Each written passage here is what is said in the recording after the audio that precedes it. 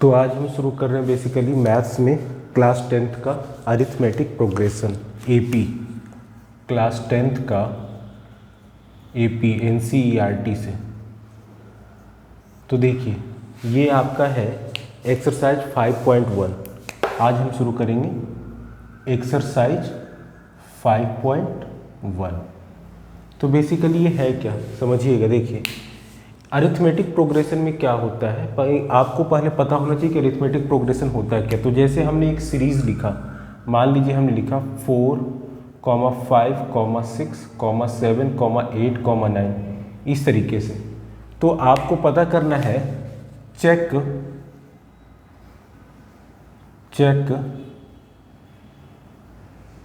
Weather this is in AP.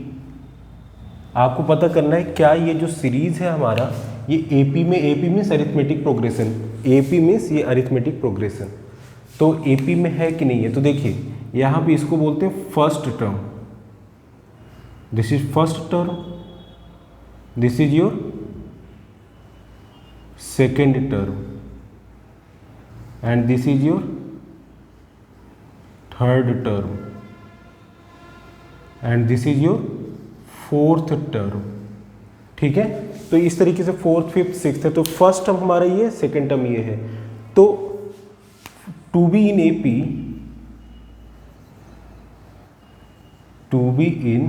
AP, that means arithmetic progression, क्या करेंगे, second term minus first term.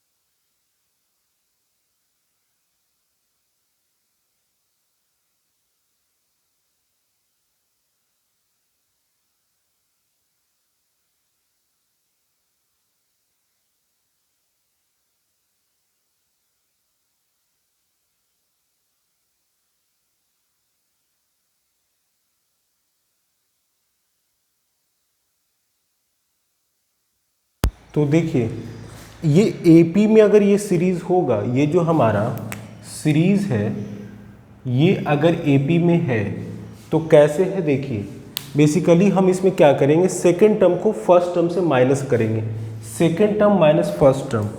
तो ये हमारा second term minus first term, that means ये 5 minus 4, value आई कितनी, 1। इतना वीडियो में आ रहा है, ठीक है। इसी तरीके से हम थर्ड टर्म 6 माइनस 5, वैल्यू 1 आ रही है। फिर इसी तरीके से fourth minus third, fourth minus third, value same आ रही है। यानी कि हर बार हमारा जो है वैल्यू, देखिए कॉन्जिक्यूटिव नंबर से उसके पिछले नंबर को अगर हम सब्ट्रैक्ट करें तो कॉमन डिफरेंस सेम आना चाहिए। तो ये जो है दिस इक्वल्स टू आपका कॉमन डिफरेंस, इसको डी से रिप्रेजेंट करते हैं। ठीक है, अब यहाँ पे तो देखिए बेसिकली क्या होता है, कॉमन डिफरेंस क्या होता है, common difference equals to second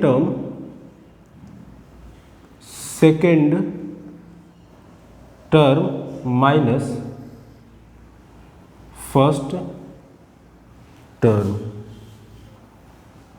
ये हमारा होता है कॉमन डिफरेंस। इसी तरीके से आगे इसी इक्वल्स टू क्या करेंगे, इसके आगे जब लिखेंगे तो इसके आगे हो जाएगा that means equals to third term minus second term. तो इसका मतलब क्या हुआ कि अगर कोई सीरीज जो है वो एपी में है, मतलब कि ये सीरीज चल रहा है एपी में है, तो ये कैसे पता करेंगे, हम क्या करेंगे, सेकंड से फर्स्ट को माइनस करेंगे और थर्ड को सेकंड से, फोर्थ को थर्ड से, और इस तरह से 2-3 वैल्यू तक हम चेक करते हैं और सबकी वैल्यू देखिए यहाँ पे सेम आए तो हम कहते हैं कि सीरीज इज इन एपी। तो यहाँ पे देखिए सबकी वैल्यू सेम है ना, तो ये एपी में होगा।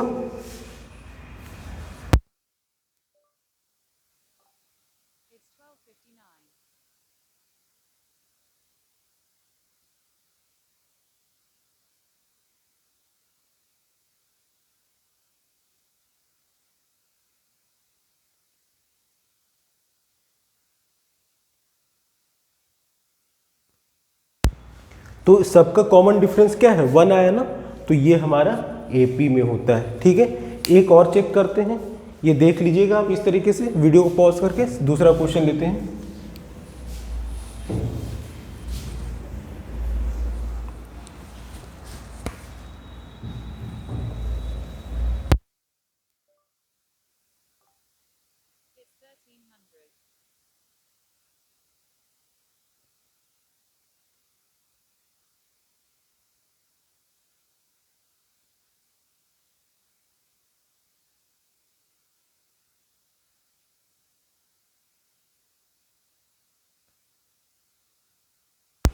तो इसको वीडियो को पॉज करते हैं, थोड़ा सा नॉइज आ रहा है।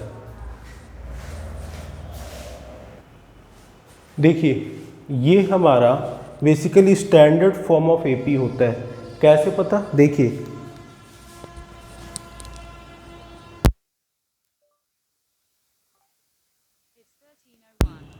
बेसिकली क्या होता है, ये फर्स्ट टर्म है हमारा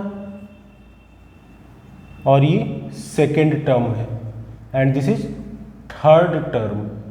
ठीक है, चेक करते हैं, सेकेंड माइनस फर्स्ट, तो that means A plus D minus A, तो A plus D minus A क्या हो जाएगा, इक्वल्स टू D आया ना। ठीक है, इसी तरीके से सेकेंड, ये थर्ड माइनस सेकेंड करते हैं, A plus 2D minus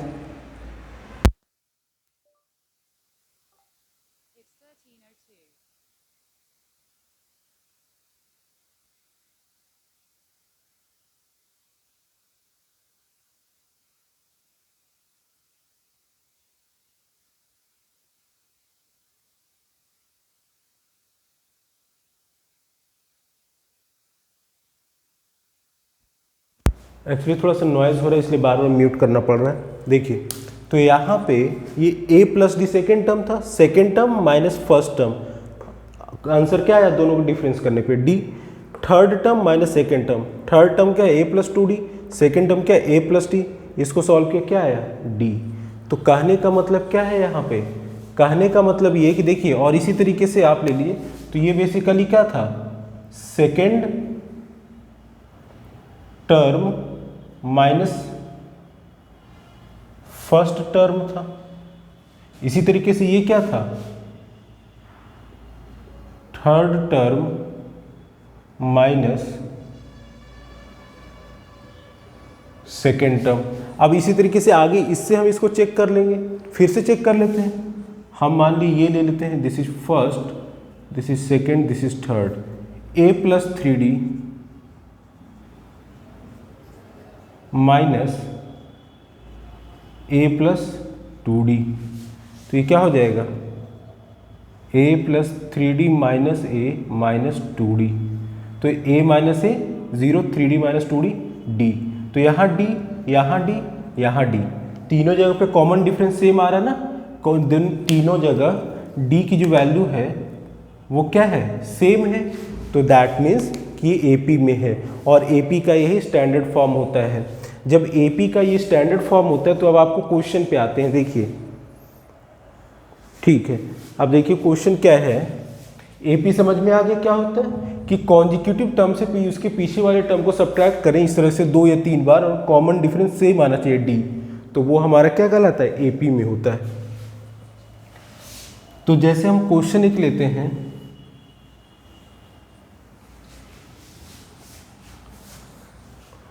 exercise 5.1 का क्वेश्चन नंबर 1 है, कह रहा है the taxi fare after each kilometre. Question मैं लिख देता हूँ थोड़ा सा, the taxi fare after each kilometre, the taxi fare after each kilometre. देखिए यहाँ पे taxi fare after each kilometre when the fair is 15 kilometre for the first and Rs 8 rupees each for additional kilometre. तो यहाँ पे देखिए ये कह रहा है कि फर्स्ट किलोमीटर का जो है, फर्स्ट किलोमीटर का, फर्स्ट 1 किलोमीटर का प्राइस जो है वो है 15 रुपीज़, और उसके बाद फिर after each kilometre, after then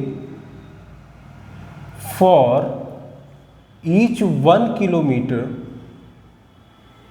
8 rupees price हो जाता है। तो इसका सीरीज आपको चेक करना है कि क्या ये एपी में है, आपका क्वेश्चन है। तो देखिए पहले का तो 15 है, दूसरे का कितना होगा, दूसरे का हमारा कितना होगा 23, फिर क्यों 15 + 8 हो जाएगा ना, फिर तीसरे किलोमीटर 2 किलोमीटर को फिर तीसरे का 23 + 8 कितना होगा 31, फिर 31 + 8 कितना होगा 39। तो इस तरीके से तो ये हमारा सीरीज बन रहा है। अब इसको चेक कर लेते हैं है कि नहीं। इनके और इनके बीच का डिफरेंस क्या है 8 का है, इनके और इनके बीच का डिफरेंस कितना है 8 है, इनके और इनके बीच का डिफरेंस कितना है 8 है। दैट मीन्स कि ये हमारा एपी में है, एपी मीन्स अरिथमेटिक प्रोग्रेशन में है। चलिए क्वेश्चन नंबर 2 पे आते हैं हम। तो ये समझ में आ गया एपी कैसे होता है। क्वेश्चन नंबर 1 का 2nd पार्ट है,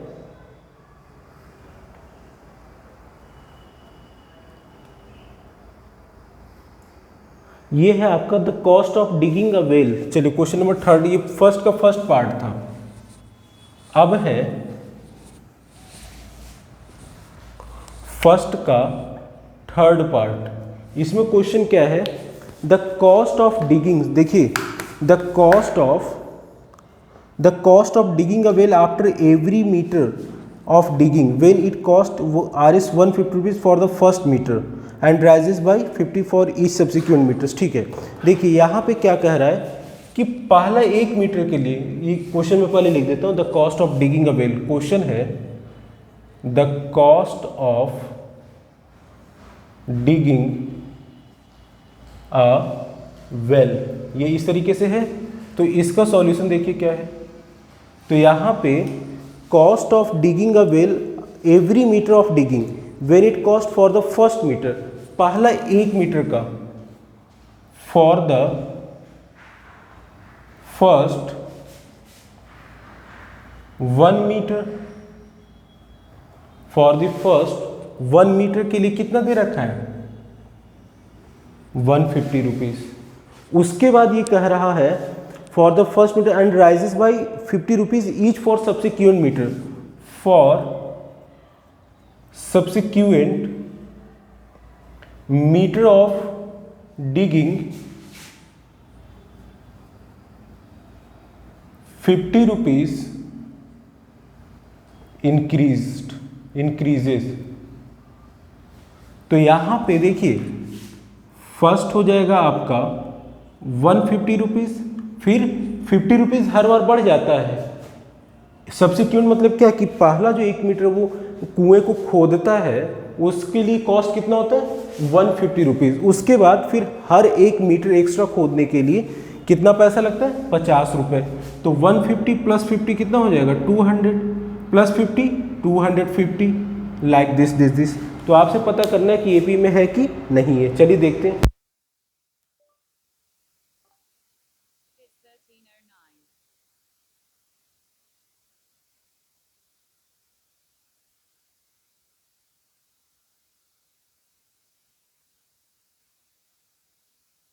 तो यहाँ देखिए हर बार डिफरेंस 50-50 का आ रहा है ना, यानी कि ये क्या होंगे एपी में होंगे।